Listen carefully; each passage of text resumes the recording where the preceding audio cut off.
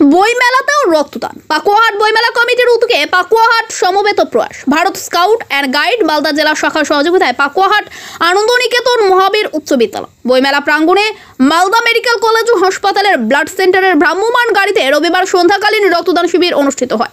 জানা গেছে ওই শিবিরে এদিন একজন মহিলা সহ 3 জন রক্তদান করেন।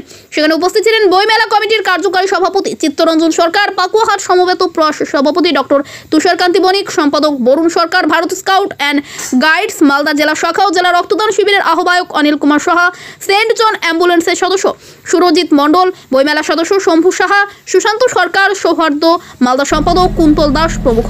শিবিরের শেষে রক্তদাতাদের হাতে চারা গাছ ও মেমেন্টো তুলে দেওয়া হয়।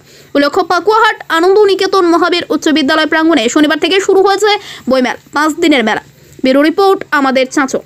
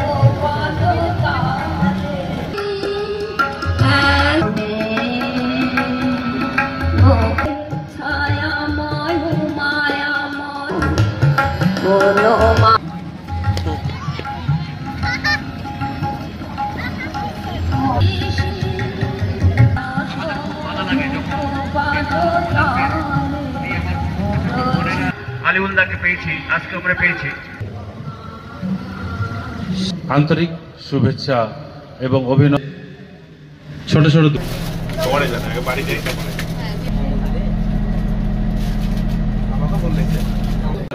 রক্ত কোনো চাষের জমি থেকে পাওয়া যায় না, রক্ত কোনো বৃষ্টির আকাশ থেকে পড়ে না, রক্ত কোনো খনিগর্ভ থেকে পাওয়া যায় না, মানুষের শরীরেই তৈরি হয়।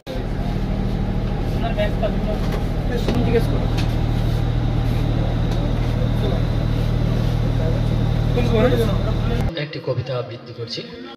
এই বছরও আমাদের পাকুয়াহাট বইমেলা প্রদর্শনী 2024 এই মেলা কমিটির উদ্যোগে মুমূর্ষু রোগীর জীবন বাঁচাতে, হতভাগ্য থ্যালাসেমিয়া রোগীদের জীবন বাঁচাতে আমাদের পাকুয়াহাট সমবেত প্রয়াস এবং Bharat scout and guides Malda শাখার সহযোগিতায় এক স্বেচ্ছায় রক্তদান শিবির আয়োজন করা হয়েছে।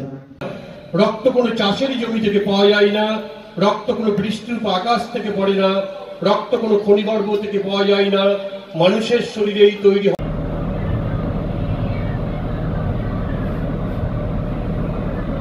আমাদের